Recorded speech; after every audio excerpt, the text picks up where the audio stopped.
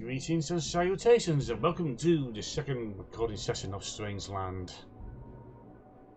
Or should it be Deadland? Well, we're in the Deadlands of Strangeland. Strangeland seems to be more like a continent, and Deadlands are more like a country within that continent, because both are strange, you know what I mean? Okay, you go so unfamiliar, it's bound to be strange.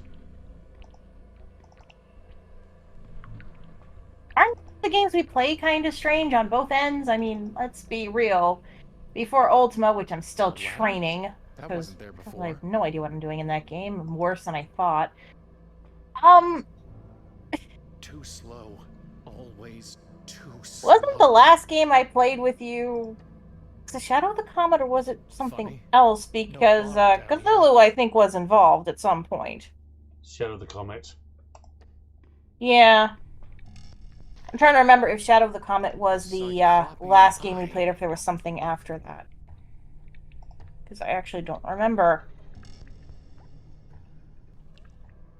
Well, due to the naming process you do for your videos, I haven't a clue what we're playing most of the time unless I'm familiar with the game.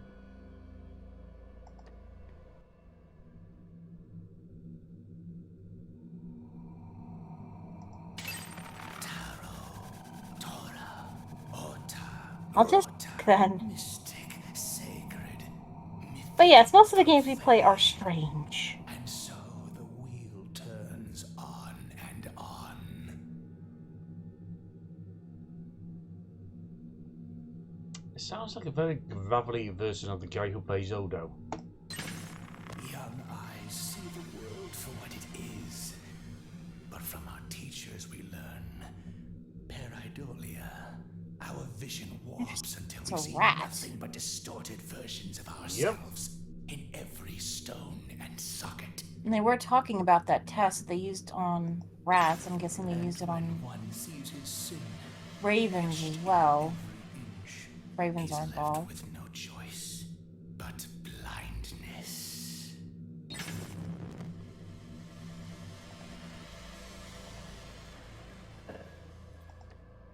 Don't cut yourself. It's interesting to see the game. It's the black dog. Dog. Puppy. Without its eyes. Wait, isn't the black dog or the black shook a sign of death or bad luck? Or guardian of the graveyard? Depending on the legend. That I was gone. Depends on what's black dog. No.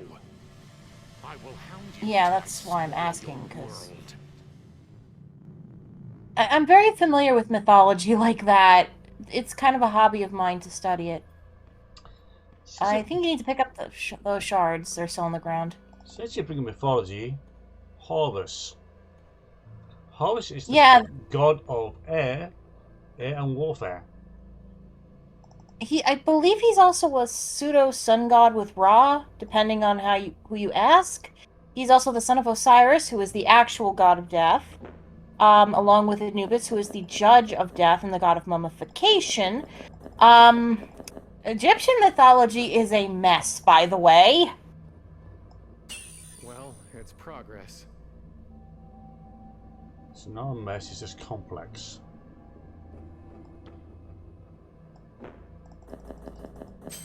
Literally, the two main couples, the one with Set and the one with Osiris and Isis. I always blank on Set's wife's name, and I'm sorry about that. Are brother and sister and married in the womb. I'm sorry. What the hell? We also have a god that created themselves. We're getting there. Yes. Not to mention that the parents of the gods I mentioned are actually the literal sky and the literal earth.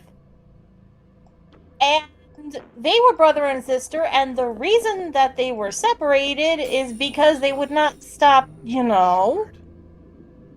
so life couldn't form on the earth. Interestingly enough, the earth was the one who was male, and the sky was female. There. and it was this guy who was pregnant, and she was forbidden to have her kids on any day of the year, so the god of wisdom, I have no idea where the hell he came from, Thoth, gambled to put some extra days that didn't count in the curse, so she could give birth. And he won like 5 of them, which is why the year is 365 days, according to the Egyptian mythology. You know, someone once told me, the man who stands at a strange threshold should be cautious before he crosses it. But what else am I going to do? Oh, shut up and jump in.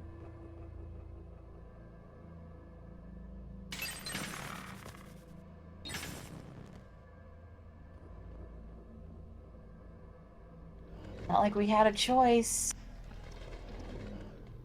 I like the star. I did it. I made it back. Don't worry, I'm here. Did you, though? I don't remember the star being purple. My pole star. My pole star. It's not even locked.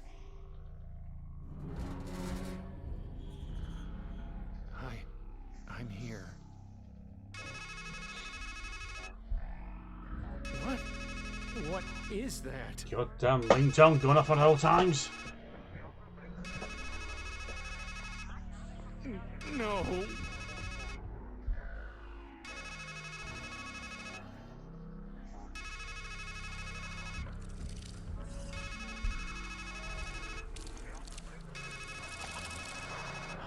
Coming from? Oh, this is always my favorite part. Like I told you, you always drop the ball at the end.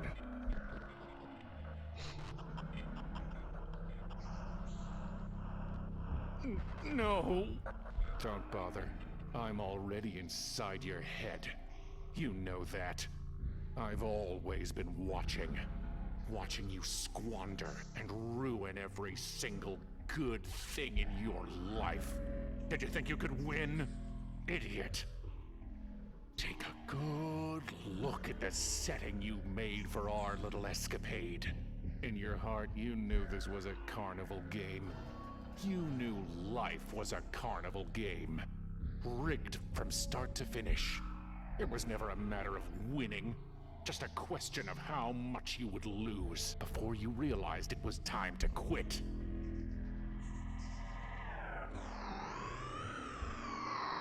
Well, ready to quit yet?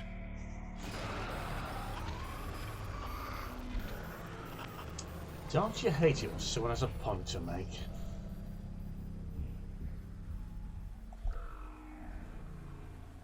I can't reach them. Only if you're somebody like my friend Kyo. Weakling. She doesn't like puns, Raven. I'm sorry. That's just the way it is. Running your whole life. Running from that dark thing always just behind you, like a black dog. Hungry, angry, relentless. And you fed it, didn't you? Let it grow big enough to swallow the sun, didn't you? And now there's nowhere left to run.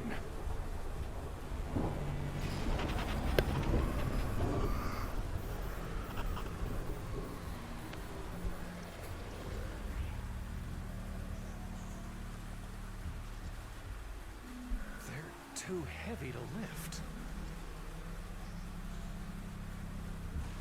I've fallen enough. So, does this mean we're in the middle of nowhere because there's like no name on the sign?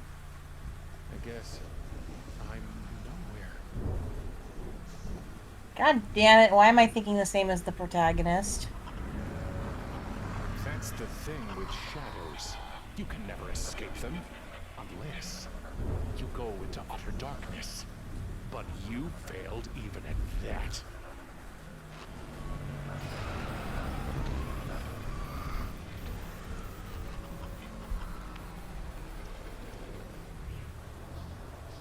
Okay. Item number 1. You're too worthless to even quit while you're behind, let alone to win. You really thought you could save her from that dark crab that had her in its clutches? After all, a man is meant to be the hero of his own adventure, but not you. You are just a husk. A rat.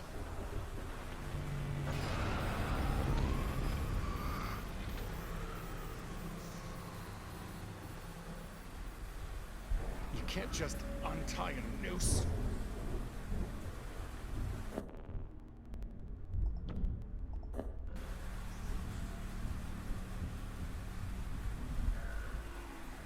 Okay.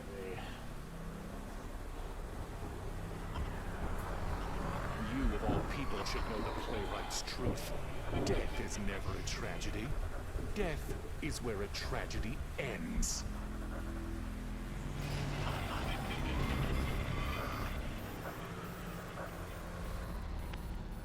There we go.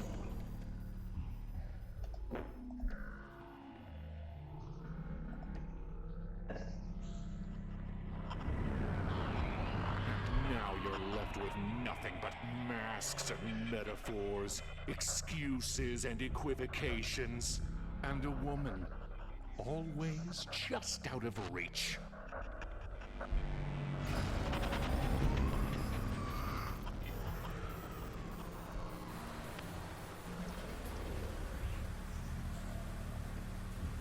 I've fallen enough. Yeah, this is going to be unpleasant. We're going to skip a bit of time. What do we make of a man who plays a deadly Outside? game, but only when the rules say he can't die? You're worse than a pawn. A sacrifice can't save your queen. And even if you reach the end of the board, she's not coming back. And it's all your fault.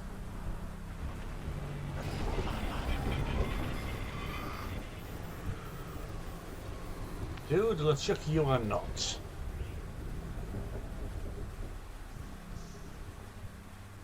That's not going to work.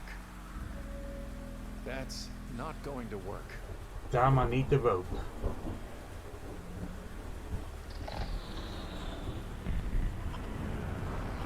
Idiot.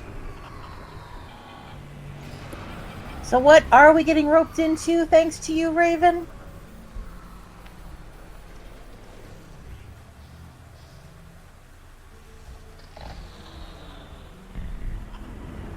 Hopefully it doesn't end the cycle until it gives us the right location.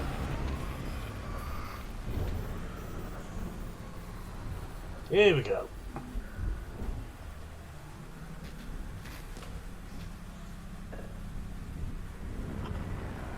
We had to stick our neck out for this, didn't we? At a stretch.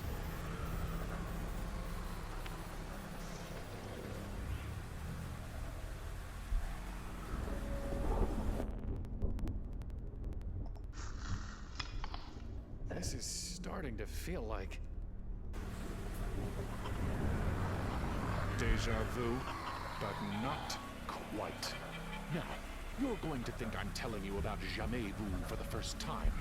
No matter how often I we've really already don't had want this this shadow conversation. dude. It's when you've heard something before, been somewhere before, met someone before, and yet it feels completely unfamiliar. If a man writes death 1,000 times, he starts to wonder, is that even a word? But it is. Oh, how it is.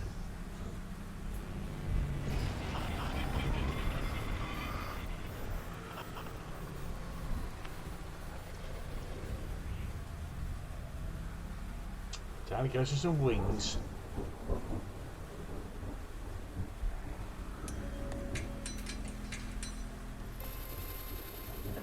Now we're getting somewhere. No, you're on a journey to nowhere, and you're wearing yourself to nothing. So what, we're winging it now? On a prayer?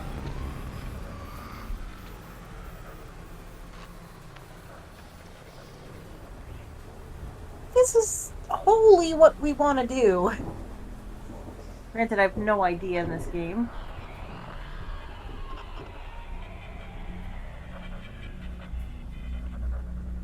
Do you really think you can escape me?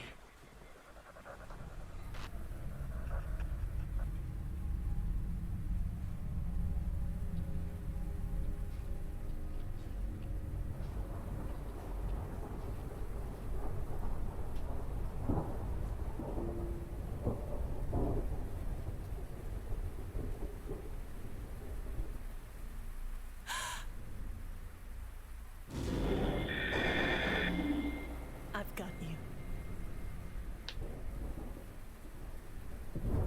I did it. I made it. But the dark thing, it's right behind me. There is no dark thing, you liar. These symbols are evasions. Crows, crabs, clowns. This grab bag of myths and masks and make-believe. It's all an evasion. She's dead. Do you understand? You can't talk your way out of that. You can't cut your way out of that. You can't imagine your way out of that. This figment, this fragment. Savor all you want, or don't. It doesn't matter. She's a fake, and you're a fraud. You already failed. You didn't save her. You can't. She's dead. This whole carnival is a lie. A funhouse mirror. Because you're too ashamed to look in a real mirror and see who you really are. You know I'm right. The only thing in your whole damned adventure that's ever been true is what I've been saying. I am your mirror.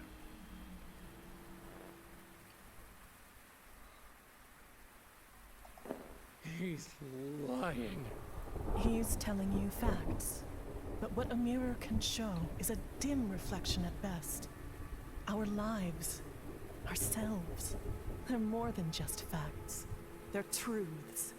And all those symbols let us see the world's truths through the eyes of another. As a lover's eyes show us our own bright selves. You saw me, and I have never stopped seeing you, my love. But are you dead? Yes, dead, not gone. I'm here, aren't I?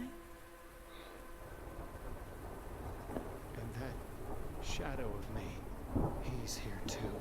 If there's a shadow in your mind, it's because there's a light in your mind to cast it. You thought I was the light, but it was always inside you. I saw it. The whole world is full of lights, shining in the darkness, like the sky is full of stars, and the field is filled with fireflies. You thought I caught you as you fell through darkness, but you were the light I saw. We caught each other. In here, out there, our light is still shining. And now, once more, you need to spread your wings and fly toward that light. But the wings were wrecked when I crashed. Those were a crutch. You have what you need, my love. He has nothing, and he will fly nowhere. Beyond this gloom in which you're hiding, there's just reality, as hard and sharp as a knife. Out there is what you're running from. Your black dog, your dark thing, your shadow. We are the reflection of a life you can't look in the face. Don't look it in the face, my love. Look it in the eyes. And soar.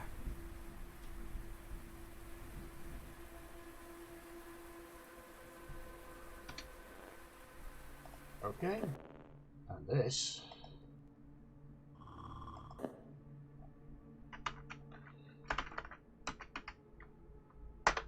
is our jumping point.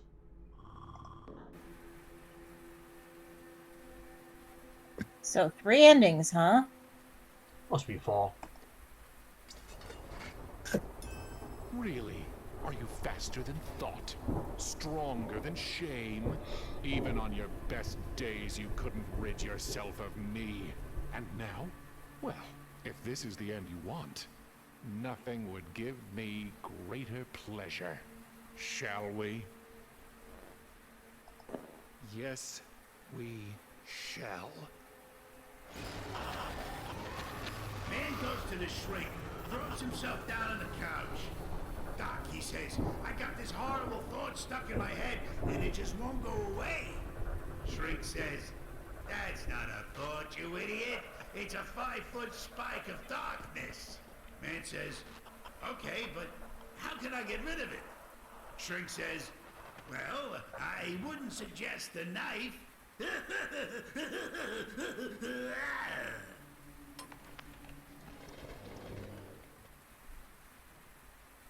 I'm starting to think my theory about what this world actually is right.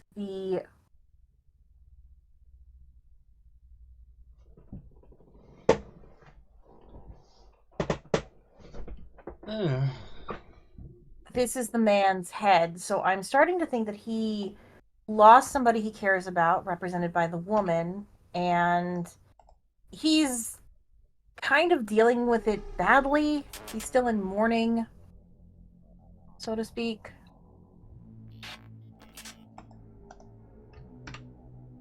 So, unfortunately,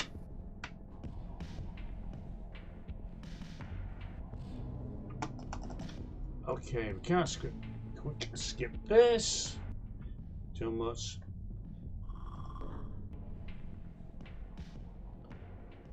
Oh, that was some sort of credits.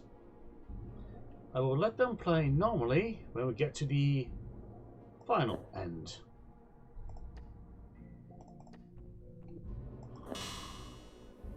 that's fair. It's a long way down. I can't even see the bottom. Wait! My love! I don't think there's any coming back from that fall. Bye. Goodbye, my love.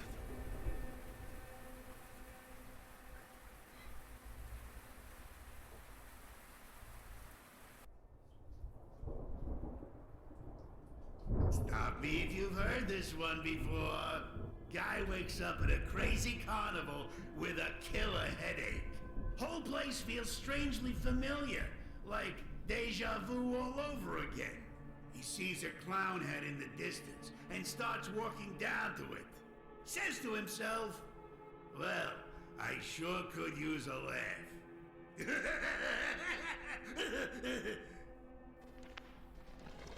So this is I would call this the secular ending, because this is probably the ending that gets us back into the very beginning of the game.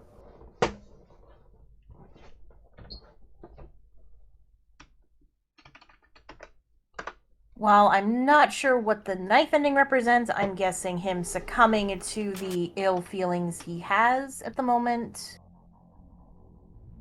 So I guess the next one is use the light ball on the shadow and flick it at him or something. I don't know. Oh no, we still got one more for the knife.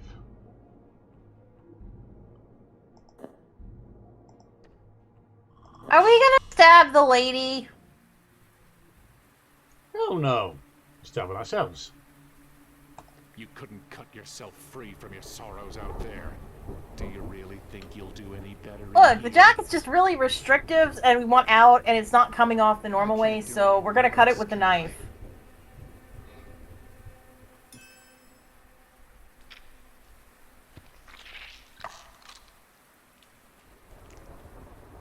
You're an idiot.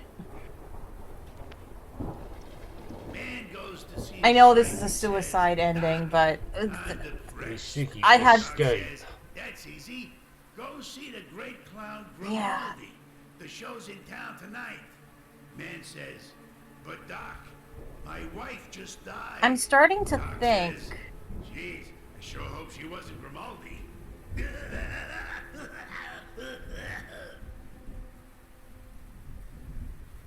that each of these jokes represent what the ending means and is giving us information. This man has gone, because each of them feature a psychiatrist, a shrink, or a carnival of some kind. So I'm starting to think those were two things that are required, like that feature heavily in his life. Again, I have this feeling that this woman is maybe his wife or his girlfriend or his fiance, because that seems to pop up a lot as thematic. This man may have been either in a hospital or is a doctor and is now hospitalized for his mental illness, whatever that may be. And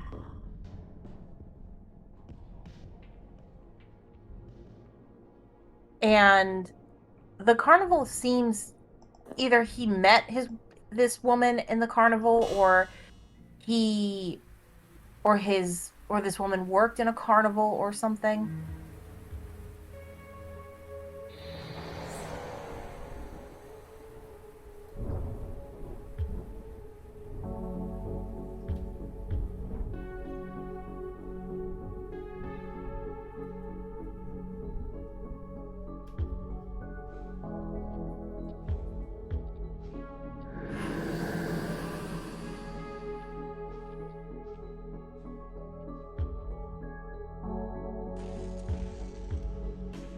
Really just throwing theories out of my butt.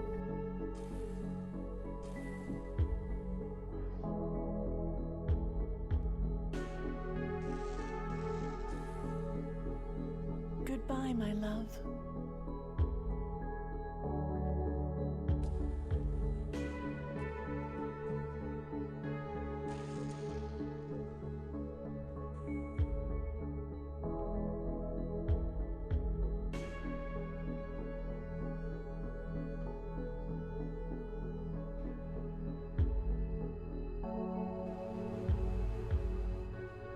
What that ending means. Acceptance. Moving on. Yeah, I'm like, that's probably the best one, because I'm guessing that's the best ending, but it didn't feel as concrete an ending as the other three did. One continued the cycle, one was being overcome by your shadow. One, I guess, was being really overcome by your shadow. Kinda don't want to say that for YouTubes.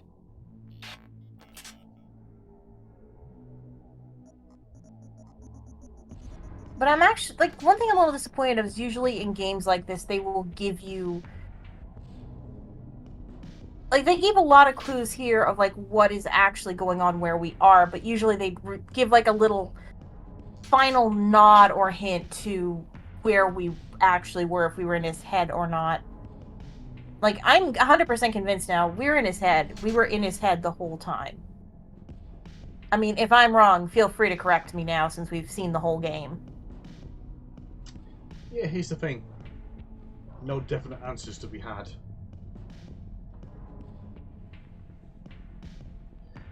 The only real criticism that Pushing Up Roses had for this game is a bit too artsy.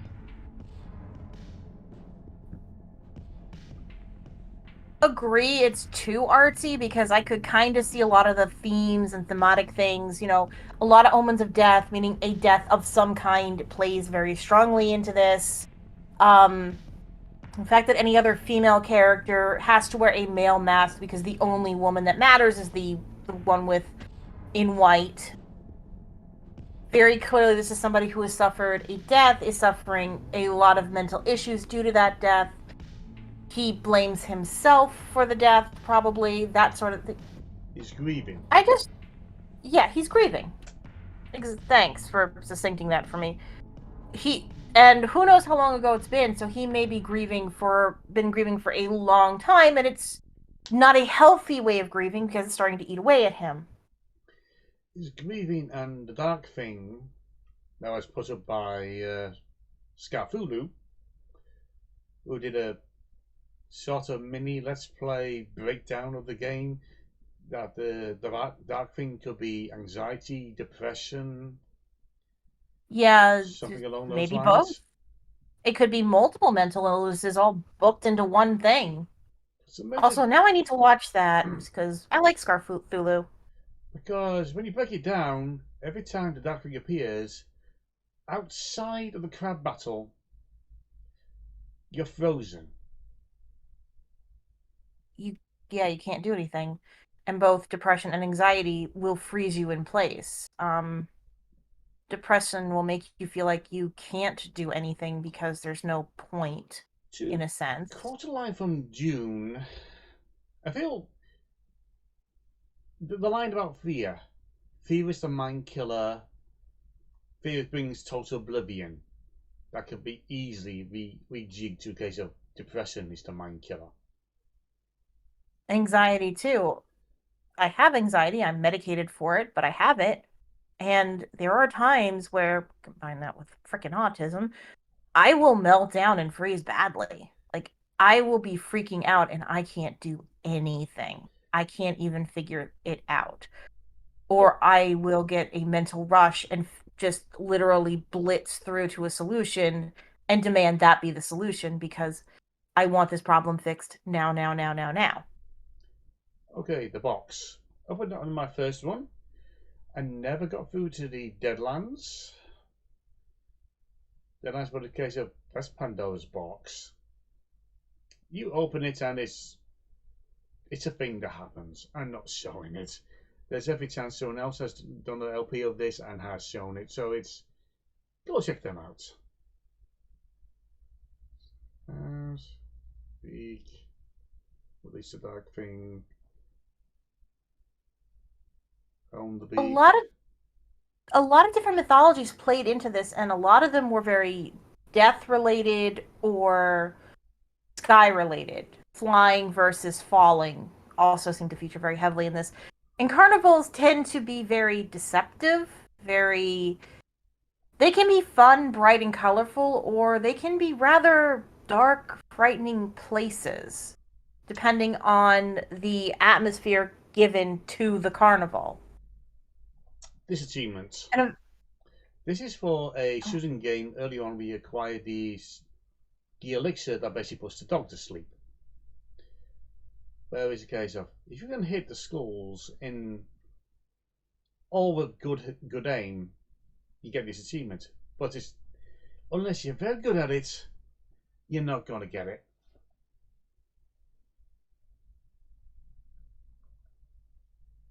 And you're going over like what the achievements are. One other thing I've noticed is there was a lot of joking going on. Like the clown head cracking jokes, the 3 of the 4 endings giving us a joke about a man going to either a psychiatrist or a carnival, dealing with clowns. And it is said that the people who joke the most are the most likely to be depressed. So this gives me kind of an inkling that this person, nobody could see their pain because they were masking it with jokes, with making people laugh, maybe. Because, the protagonist is a little on the snarky side himself. At times. Yes, quite a few times over my humour is pretty much defensive.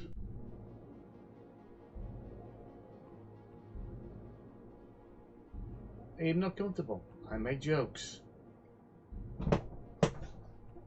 Are they good jokes? Probably not. In my case, it is a coping mechanism with bad situations, a gallows humor, more than anything else. Put it this way, I got it from my mother when she first was diagnosed with colon cancer and they had to take a piece of it out. The first thing she said was, "I'm now a semicolon."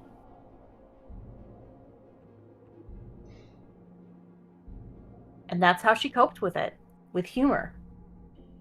Because the saying goes, if you're not laughing, you're crying.